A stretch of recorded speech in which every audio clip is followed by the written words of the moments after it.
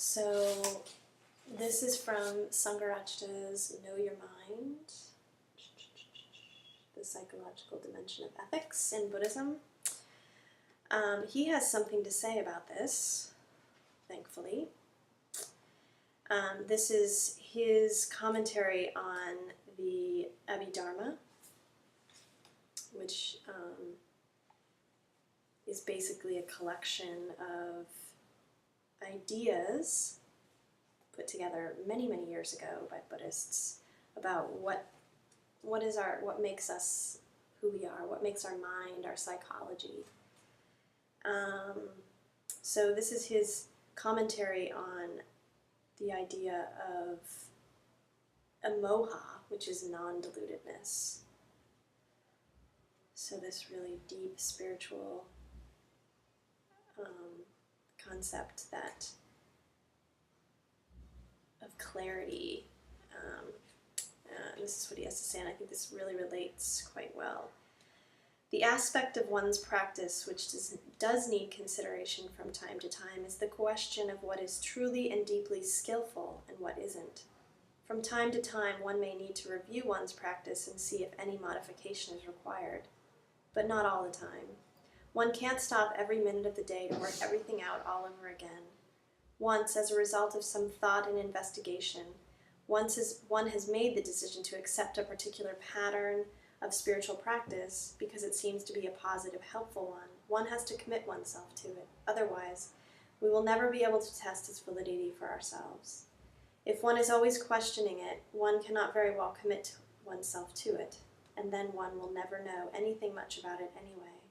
One is likely to arrive at some kind of perfect vision, actually seeing what is, and indeed also what to do, not by working out what is or even what to do, but by getting on with regular practice. So it's great to talk about intuition. It's great to talk about sort of cultivating intuition, the faculty of intuition, but really what it is just getting down, doing the practices that have been laid out for us by very wise beings who've come before us.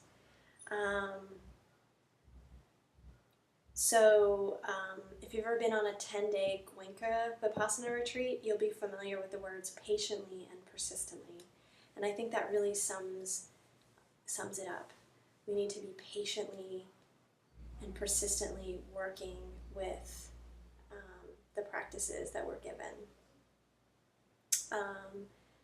So that we'll be able to hear the voice and to feel the gentle tug of our own intuition. So it's said that reality, the truth of things, cannot be understood with the mind, completely with the mind.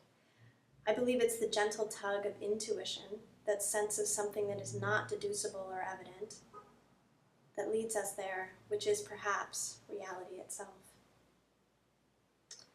So,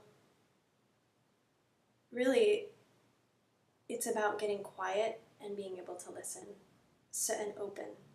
So everything's all right in front of me.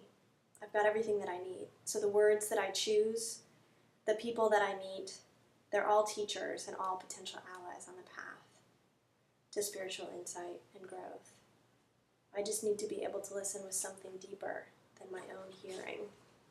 So Sangharakshita says in his fabulous book, Commentary on the Karaniya Metta Sutta, Living with Kindness, the Buddha's teachings on metta, he says, training the mind may well involve restraining the eye from contact with certain visual objects and the ear from taking note of certain sounds. But with practice, your contentment will not be dependent on your living simply. It is fundamentally the mind that has to be pacified, so that it can become more aware of its own movements. Once your mind has become calm, and as your awareness broadens and deepens, you become more sensitive than before to your experience, a sensitiveness that begins to shine through with greater vitality and warmth. So there's that sense of that warmth, that inner vitality, like what Rumi was talking about in the tent, with our kindling. So we begin to simply know what's right, and we rest in what we experience. And we rest in that we experience our own confidence in ourselves and our ability to face the truths that the Dharma begins to reveal, which at times can be bitter pill to swallow. So we think we're separate and that we exist in this separate world that we've created, that we have for ourselves. When we open up to our own deeper knowing, we begin to see answers and questions everywhere. It just sort of throws everything up into the air.